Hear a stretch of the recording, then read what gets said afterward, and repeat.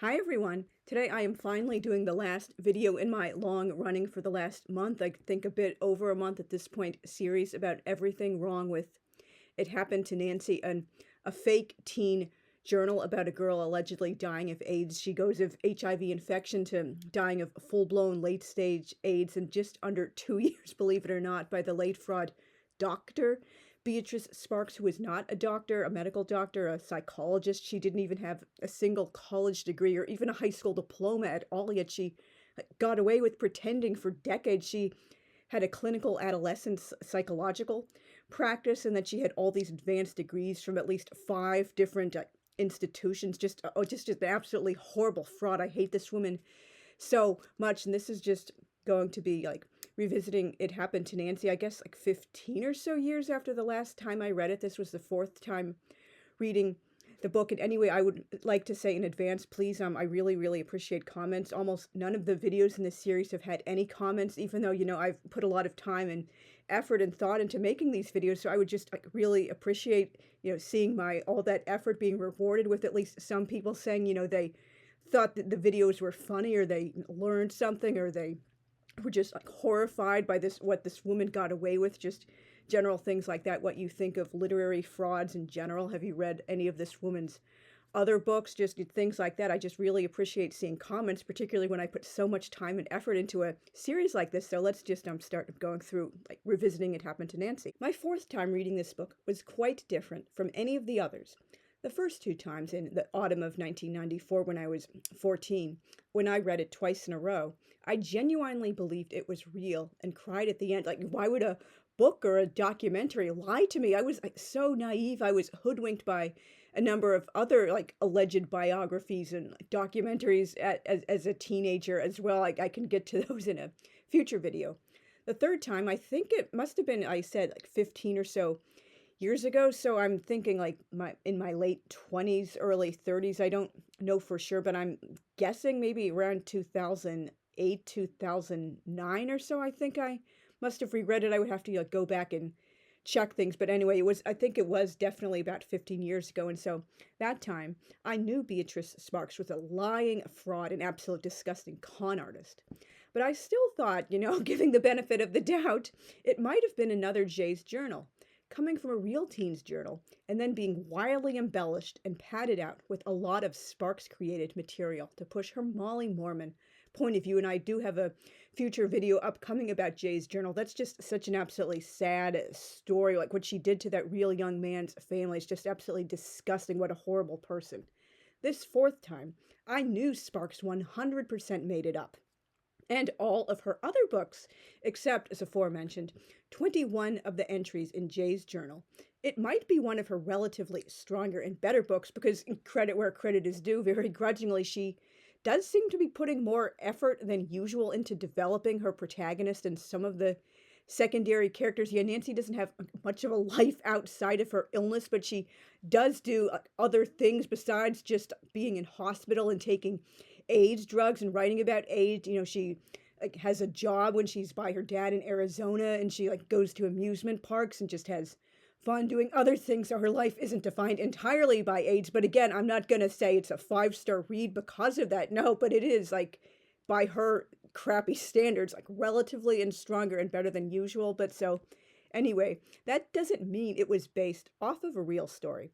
Being as familiar with this story as I am, because I've read it so many times and skimmed through it multiple times again while writing all these blog posts and making the videos, so many things stand out as bizarre, unrealistic, a total setup for Sparks to write herself in as the conquering hero at the end. And she started doing this in all of her books in the 90s and 2000s. Well, not all of them, but a great number of them. Oh, she's the psychologist. Oh, I'm going to counsel you to give up your baby, Annie. You're just a little whore who got knocked up out of wedlock. Do the right thing. How dare you think you, as a single teen mom, you can raise a baby? You don't have any right to do that. Or, okay, Sammy, I'm totally going to get you out of the gang and off of drugs, and I'm going to save your parents from the sin of divorce, and I'm getting your dad off of the coke. And for Nancy, oh, I'm going to answer all the questions you had about AIDS, and no one ever even thought they could answer for you, or you were too afraid to ask them in the last 2 years. It's just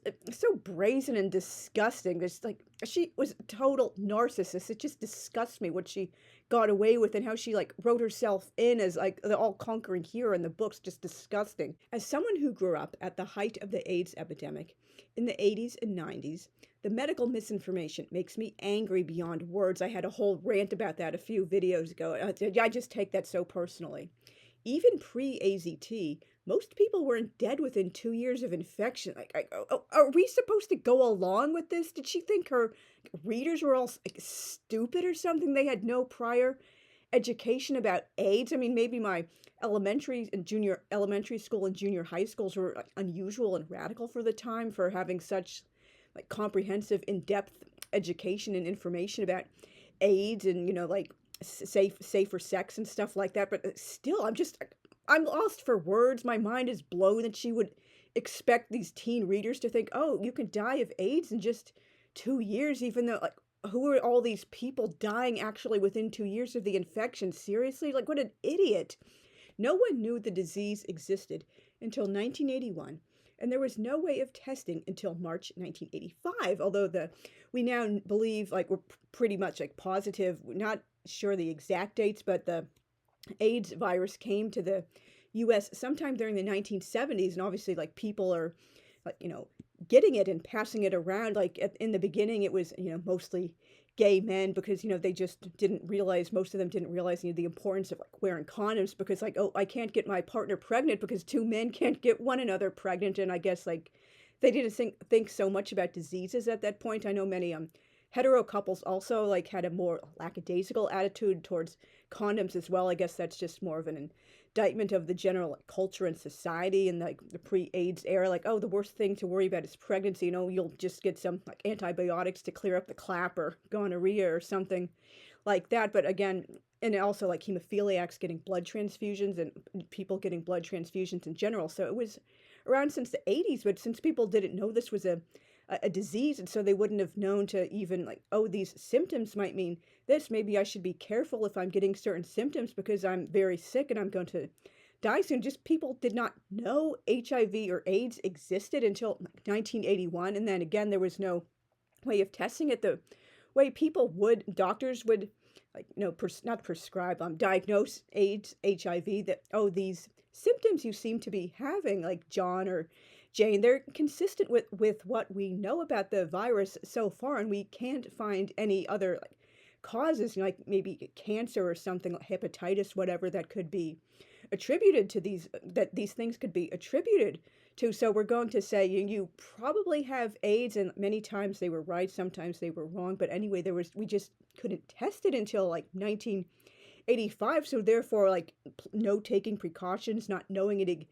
existed, not being able to diagnose it with like 100% certainty, and the traditional seroconversion, the traditional original test, they took about 2 weeks. So again, there's lots of like just not knowing you had the disease for years, and that did not mean I know I'm ranting and like kind of like getting off topic and stuff, but again, there was just no way of, I'm just totally lost for words. People didn't know they had the disease. That didn't mean they were dying within 2 years, and this whole point of view that we're supposed to believe this girl's diary just 2 years, like that is just such blatant information, and it's insulting to everyone who's ever died of AIDS. It's just horrible.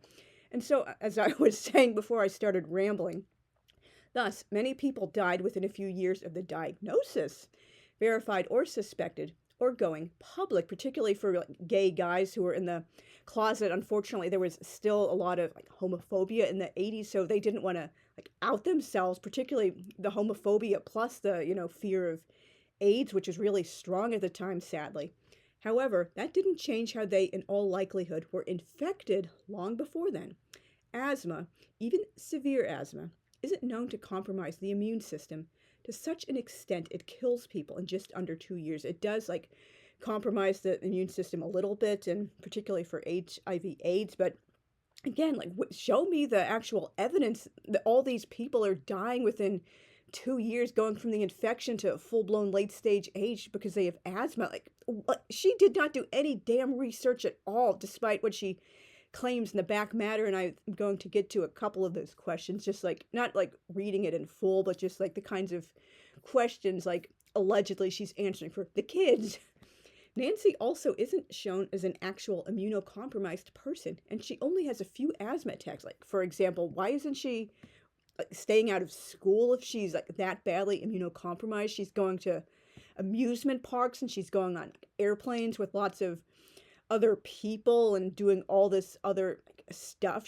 I mean, I'm not saying like immunocompromised people always live in like a sealed, hermetically sealed bubble and they're like wearing hazmat suits everywhere they go. But again, like if your immune system is that shot, like it just does not compute. She's not depicted as someone who at all suffers any kind of legitimately compromised immune system. And then the Garth Brooks concert that never happened at the beginning, again, like none of this is adding up. Sparks was a terrible writer and an absolutely terrible liar. Nancy has no demonstrated lasting trauma from being raped, as I went into in some previous videos, and magically heals within days because Mommykins cuddles her, sings nursery rhymes, and takes her on a beach holiday. That is so damn insulting to actual like rape survivors and other trauma survivors. What real trauma survivor has the mental strength and presence of mind to journal about that event, or want to journal about that event in detail barely over an hour later? Like, what? What rape survivor ends an entry about the attack with, "Oh, chips. Why does life have to be such a pile of chips anyway?" Oh, seriously? Or cares more about whether she's committed a mortal sin and is going to hell for being raped than getting medical treatment and therapy? Like, Dr. Fraud knew absolutely jack squat about Catholicism, and it shows throughout this entire book. Or says her feelings are more hurt than her body. Like, what? Or is already in a serious relationship with someone new a mere month later and almost has sex with that partner. I mean, so many survivors of SA, they're just so like basically, shell-shocked, obviously traumatized, afraid. Like many of them don't even like try going on a date like for months or even years. Like forget about jumping into a full-blown relationship like a month or so later. It just doesn't compute. And I do realize like sadly, SA leads many people, particularly females, to like engage in very like unhealthy sexual behavior because unfortunately they just think, oh, that's all I'm good for, particularly if it started like happening at a young age. Oh, men will only like me if I'm, putting out and constantly having sex with all of them. I don't know how to have like a so-called normal relationship, or I know what normal is supposed to look like and I want that for myself, but like something in my mind is like blocking me from like achieving that, and I'm like pushing away the nice guys who would have a good relationship with me, or I just like keep like breaking up with like the nice boyfriend because I'm pursuing the bad guys instead. So again, she knew jack squat about like trauma, particularly from this. It just like really makes me angry. Nancy isn't written like someone truly dying of AIDS when she's by Aunt Thelma's ranch in Idaho as supposed hospice. I hated Aunt Thelma so much. She carries on doing a slate of normal activities, even going horseback riding. Like, yeah, that thing everyone, like, dying of a serious disease is doing. They jump on a horse and go off riding. We're supposed to believe someone in late-stage AIDS has no opportunistic infections, causing long hospital stays, or being unable to leave her bed. She just starts getting really exhausted, loses weight, wears diapers, and has a few brief hospital stays and doctor visits. I'm not trying to trivialize any of that, of course not. But again, if we're supposed to believe she's dying of AIDS, why are you showing like relatively minor complications in comparison to what we sadly know is the truth for late stage AIDS? Oh, rectal ulcers. That's a horrible thing to have, but it's not like meningitis or pneumonia or anything, like wounds that refuse to heal on the legs. She's not going blind or anything like that. Just try to not insult your readers and just like follow like actual known medical science and reality on a topic when you're writing about a disease. Just don't make it all up. I'm just gonna sprinkle in like a couple of complications I heard about, even though I don't have personal experience. Just like she showed complete ignorance about like drugs when she was writing Go Ask Alice, and just ignorance about everything else this fraud ever wrote. Beatrice Sparks knew jack about medicine, science, immunology, HIV/AIDS, criminology, trauma, PTSD, Catholicism, the U.S. South, teens, psychology, modern life, writing, or anything outside her Morador bubble. Nothing related to any of those topics in It Happened to Nancy is even remotely believable. On the contrary, it's insulting to everyone who's ever had AIDS or lost a loved one to the disease, been raped, suffered trauma, or struggled with mental health. Her total ignorance of Catholicism also really pisses me off, and I'm not even Catholic. Her profound lack of knowledge about psychology is particularly egregious since she claimed to have a clinical adolescent psych practice. If she really had a PhD in psychology and worked with patients, she would have known very well no one bounces back from rape or any other type of trauma so lightning quick, immediately thinks through how it could have been prevented with the hindsight of someone many years removed from the incident, or thinks the perp is the one suffering most. Oh, he's so confused and humiliated and heartbroken. Oh, he must be going behind in his grades. Oh, it's all my fault. And then she does the gross oversimplification of, unfortunately, real things. I'm sure, like pretty much all of us understand. Like many victims feel, oh, it must have been my fault. Maybe I led him on, even if it's not rape. It's just some other kind of like crime or trauma they suffered. But it's just like basically a gross, lazy, oversimplified trope. Oh, I must have been the one really in the wrong. Oh, he's the one who's really suffering. And also Nancy says something no real teen ever would, oh, I'm just a stupid teen. Like, oh, I really don't know everything like I like to think I do. It's just stupid. Oh, and other lines. Oh, I can't stand it any longer. Colin has suffered enough. I'm sure he's in as bad shape as I am. He can't eat. He can't study. And he's got to study. He's worked so hard getting scholarships and everything, which is a total lie. He wasn't even in college. He can't waste them now because of something that was probably mostly my fault. I turned him on. And then I'm such a dork. Oh, boy. And this is it from previously. Like, oh, I know he must be feeling as awful as I do. I have this feeling he's going to come and leave another little brown paper wrapped bag. Of course, putting all the hyphens in brown paper wrap because teens are all that pedantic when they're writing. I know he just let his emotions get away with him. His animalistic, powerful emotions that he couldn't control. Again, saying like any kind of sex outside of marriage is automatically like terrible and sinful. He'll call in italics. We'll talk about everything, and he'll cry, and I'll cry, and we'll figure out what to do. So he did a dumb, stupid, out-of-control thing. I know he's heartbroken. He's bright, and his life is in such order, but he's shy, too, and I can just imagine how humiliated he is. What rape survivor is thinking of writing like this? Seriously. Poor Colin. He must be as mixed up as I am, and hurting. He must be terribly hurting, and confused, and ashamed. That's it. He's just trying to get his act together like I am. Oh, I feel so much better knowing that. And oh, I know we can put it back together. I just have this wonderful, positive, white light feeling that we can, that we must. And she's just going on like this, and so many like entries like this, just so stupid. Here's another thing from 3 a.m. after she's been raped again. Like, what a survivor of a trauma is like writing about that event in detail like an hour later and keep going back to the journal to write about it again and again like throughout that same night. Seriously? If I just talked to my mom about Colin, maybe none of this would have happened. Of course, Mommykins is so wise and heroic. That's another Sparks trope. The parents are always perfect, lovely, conquering heroes, and it's totally unheard of for a teen to have a difficult relationship with parents, particularly a girl with her mother. Like reality is calling. Maybe she'd have known how to handle things. How would I know? Sometimes I think I'm so smart-assed, and I try to pretend that I know everything, and there's no way I can be wrong. But Chips, I've only lived 14 years on this planet. I'm just a kid. Well, maybe I'm not a kid anymore. I guess now I'm a woman. Anyway, Mom probably wouldn't have known either. I'm totally lost for words at how this woman thought, trauma and reactions to trauma and just all related topics work. Just what an idiot. I shamefully admit I myself used the R word as a pejorative before I knew better, but I wasn't claiming to be a teen psychologist. She should have known better at least. At least I was young and stupid. Any real professional dealing with mental health would understand how gross and offensive that is. She also uses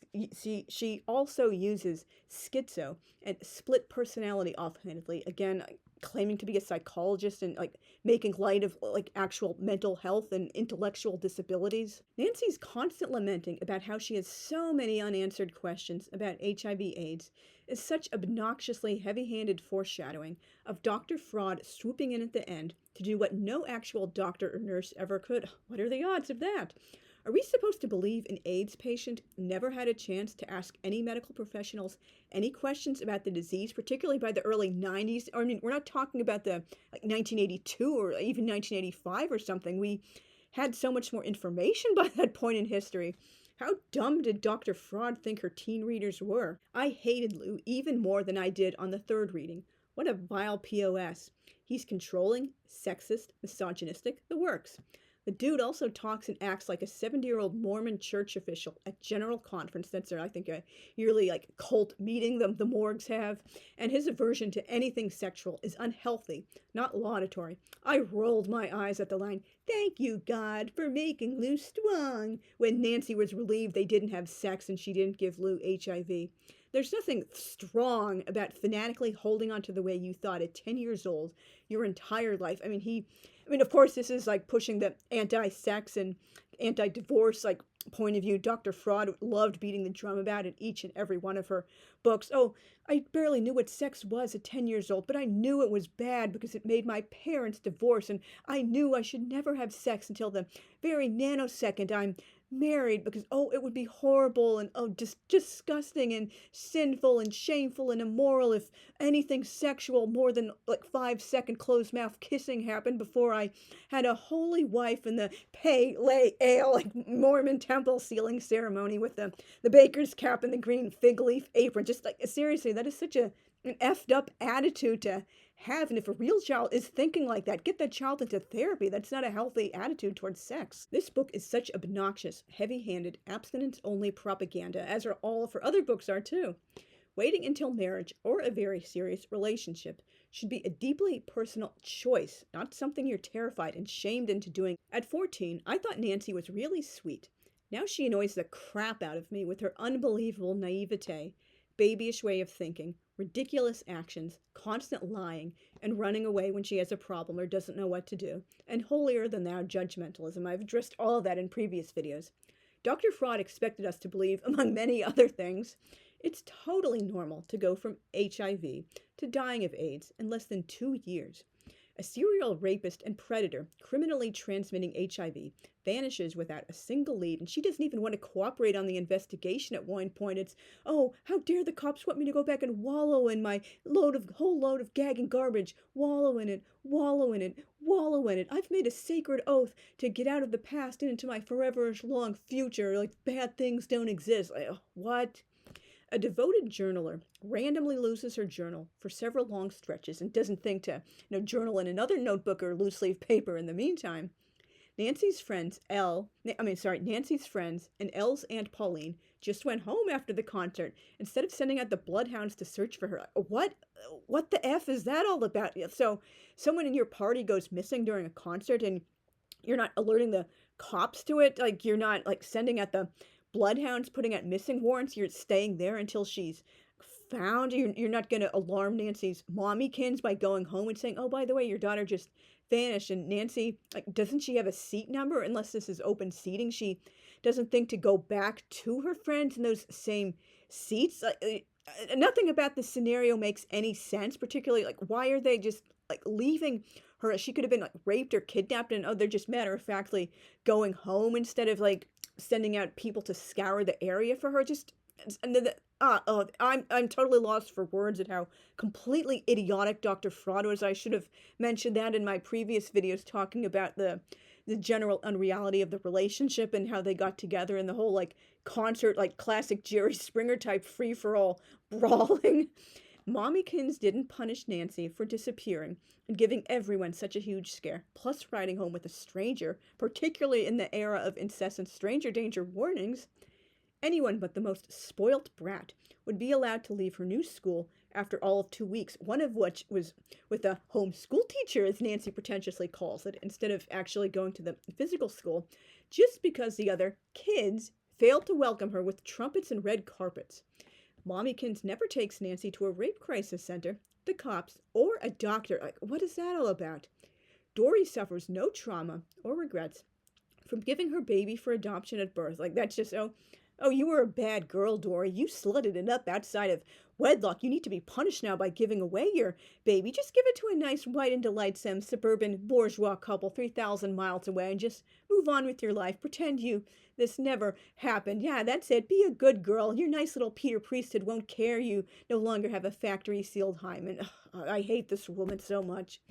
Nancy hates school and is scared by long books, yet routinely uses advanced vocab words and lines worthy of a pretentious literary novel. And here I'm going to read one of them from June the 12th, and this is in all caps. It's just like, what normal teen is talking like this? This is at the end of her entry. Oh, what a beautiful day. It has been by far the most beautiful day of my life. Cue the all caps. The beginning of a future that is going to be more glorious than has ever been known by mankind since the beginning of the earth, ellipsis, as well as all the other creations of infinity. That's a Mormon reference to the whole time and eternity and infinity crap. Again, like, what teen is writing like that? This, outside of a Beatrice Sparks book, that is. A criminal only spends 10 days grooming his victim before spiking her drink and violently raping her, and feels the need to carry her off to a bed to commit the crime instead of overpowering her when they were already on the floor and Nancy was receptive to making out. Like, that's not how criminals, like, operate. Criminology fail, and so much more. And here are just some of the questions in the back which the heroic Dr. B, like, answered for Nancy. Oh, because Nancy wanted other kids to know about. And some of these just seem like she wants to educate people about AIDS. Like, wouldn't Nancy have known herself some of these things? For example, she even does a long, drawn-out, long-winded definition of exactly what HIV and AIDS are. But again, she's asking because I guess no doctor ever answered that. Again, totally contradicting information. Number one, will I ever recover from being raped? And this suggests, again, inconsistency. Like, Mommykins failed to take Nancy to the doctor of the Rape Crisis Center. Is she saying Mommykins was a bad Mommykins? Emphatically, yes, in italics.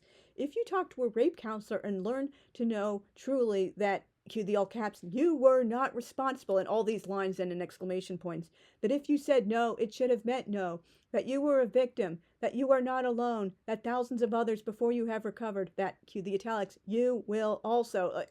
So again, is she saying Nancy didn't go to a doctor or a rape crisis center as a kind of life lesson for the readers so they know that was a mistake and they shouldn't follow in Nancy's footsteps? Like, that's totally effed up. And is she, like, projecting her own personal life and saying she, God forbid, was raped at some point in the past? Like, seriously. And she goes on, what should anyone, boy or girl, do after she is raped? Going to a hospital prevent you becoming pregnant after rape? Or most rapists scary strangers in the bushes? Like, how much does it cost to get an AIDS test? Just like long-winded, like, information, like info dumps about AIDS and general topics. Will everyone who has AIDS die? What about blood transfusions? How safe is safe sex? Oh, condoms aren't really reliable. I have a whole previous video about the AIDS misinformation in this book. How safe are condoms? Again, just wait for marriage so you won't have to worry about that evil, like, ineffective condom. Oh, no. Just, what happens after you get AIDS? How can you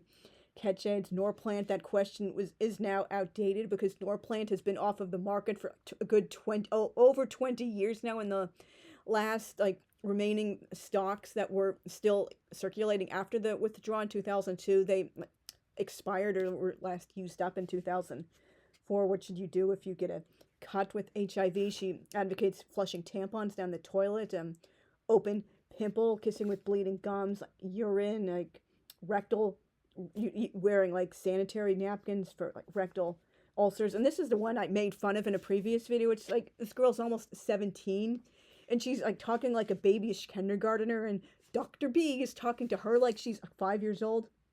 Can animals get AIDS from people? Can people get AIDS from animals? No, you cannot give AIDS to your dog, Red Alert, nor to your cat, Cougar, by sleeping with them and loving them. AIDS cannot be transmitted from insect or animal bites. What almost 17-year-old thinks she could get AIDS or give AIDS to, like, her damn animals? Just such idiocy. And how will Aunt Thelma clean my room? Ellipsis. When I, ellipsis, you know, ellipsis, question mark. She will wear gloves and possibly a gown and disinfect it carefully. You need not worry about anyone else using the room. Everyone will love it as you do. Actually, they'll love it even more because you were there.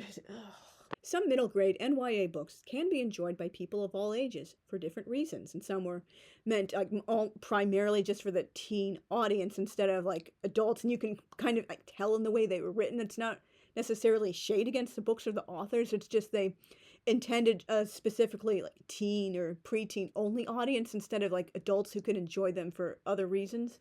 Dr. Fraud, meanwhile, wrote only for teens, and very stupid, easily duped, extremely immature ones at that. Beatrice Sparks was an awful human being, as well as a garbage writer. May she continue to be exposed as a shameless fraud and Mormon propagandist far and wide. Thank you very much for watching all the way to the end, and please leave a comment. As I said in the beginning, I really, really do enjoy having conversations with you guys and getting to know you, just see who's watching my videos, what you think of them. If you like, the little stories and stuff I tell to give like a personal touch to all my videos and book reviews and such. And so I will see you guys again very soon. Bye.